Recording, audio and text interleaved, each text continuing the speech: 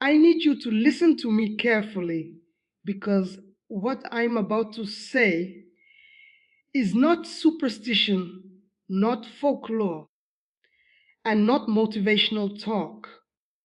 This is a warning born out of regret. I am speaking as someone who once stood on the other side of the spiritual battlefield. Before God rescued me, before Jesus pulled me out of darkness, I was trained to listen not to prayers, but to words. Ordinary words, casual words. The kind people speak without thinking, especially on January 1st. There are moments in the spiritual realm when words carry unusual authority, and the first day of the year is one of them. I know this because we prepared for it.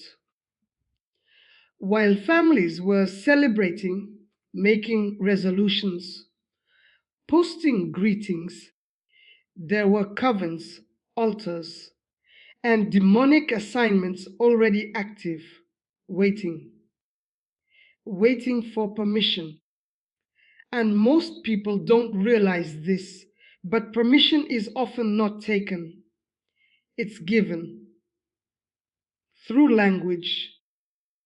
I remember one New Year's night vividly. We were instructed not to attack directly, but to observe, to listen. We were told, let them speak first. Their mouths will decide their year. That sentence has never left me. Because what people said in the first hours of the year determined what spirits were legally allowed to follow them for the next 12 months. I'm not here to scare you. I'm here because I wish someone had warned me back.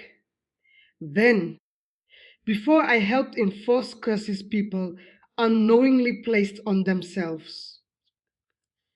And yes, believers too. Churchgoers, prayer warriors, people who loved God but didn't understand spiritual laws. January 1st is not just a date. Spiritually, it's a doorway, and doorways respond to words.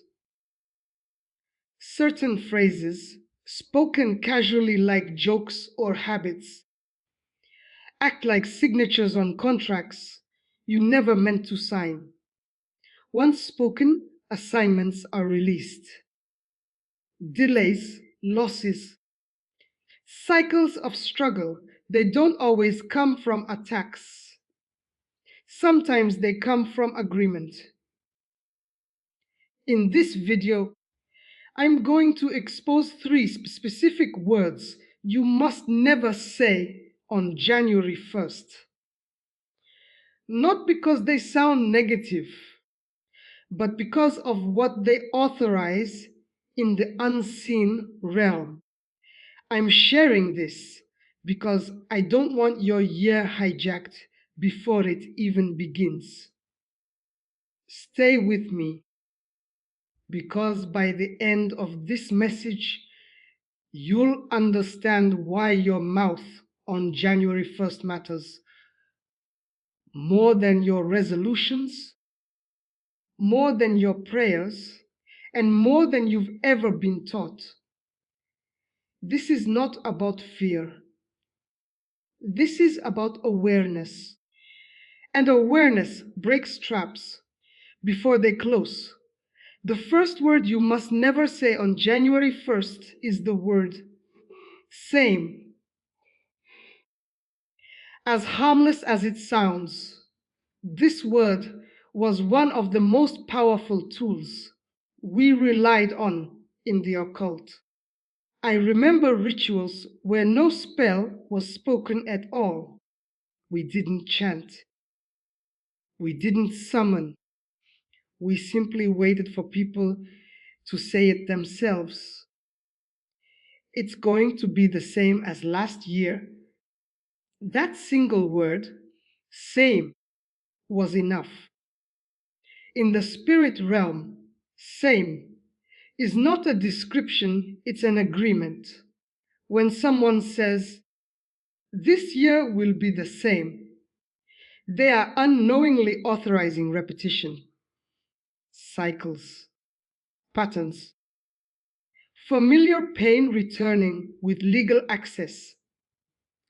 Spirits don't need creativity when humans volunteer continuity. We were trained to listen for it in different forms. Nothing will change. It's always like this. Another year, same struggles. Different phrases, same legal meaning. The reason January 1st matters is because it functions like a verbal cornerstone. What you declare at the threshold becomes the framework the rest of the year builds on. When same is spoken, it locks the future into the past. It tells the unseen realm, reuse old files, reopen old cases, resume unfinished business. I watched people pray fervently later in the year, asking God why nothing changed, not realizing they had already issued instructions at the beginning. Spirits of stagnation thrive on that word. They don't fight hard. They settle in comfortably because repetition is their jurisdiction. What's more dangerous is how casually it's said, often as humor, sarcasm, or exhaustion. But the spirit realm doesn't interpret tone, it interprets authority. And every human carries authority in their speech, whether they believe it or not. I want you to understand this clearly. Your mouth doesn't predict your year, it programs it.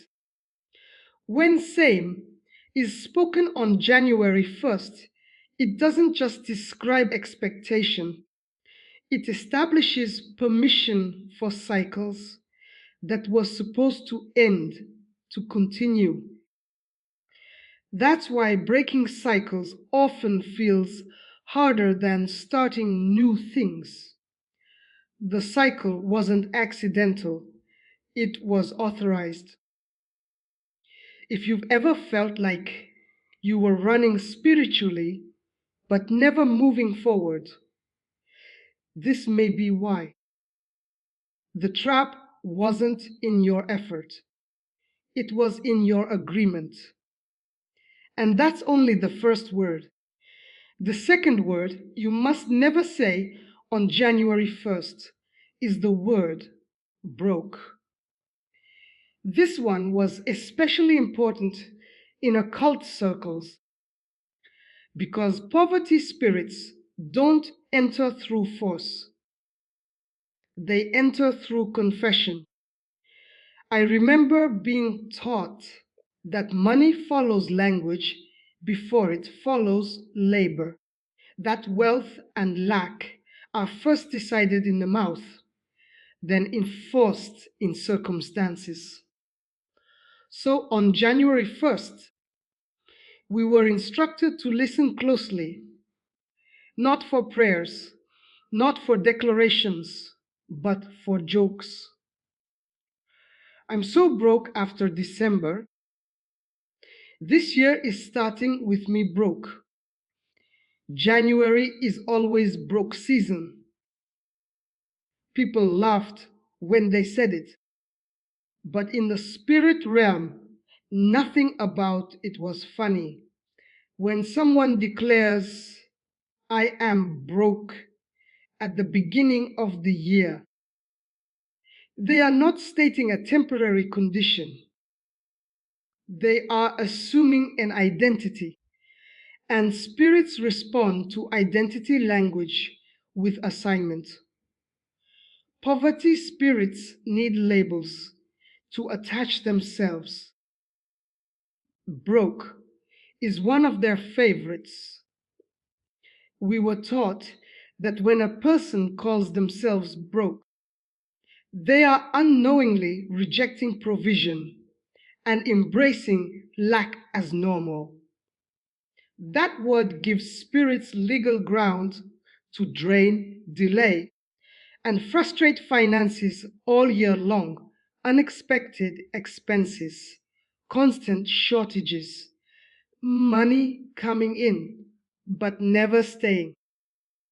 What made this word so effective is that it often comes from people who actually believe in God's provision. They trust God, they tithe, they pray, but on January 1st, they undo alignment with one careless sentence. Here's the part most people don't know. The spirit realm does not recognize jokes. It recognizes ownership. When you say, I am broke, you are claiming a status. And whatever you claim, you give permission to manage you accordingly. I watched people fast later in the year, rebuking the devourer, not realizing they introduced him at the door with laughter months earlier. The enemy doesn't need to curse what you've already named. January 1st, speech functions like a title deed. You are naming what owns territory in your life for the next 12 months.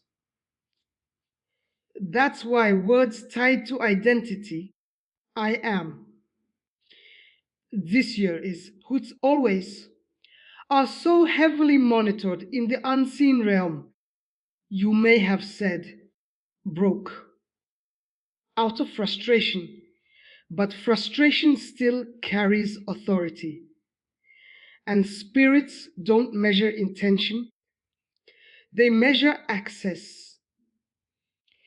If you want a different financial outcome this year, it doesn't start with hustling harder.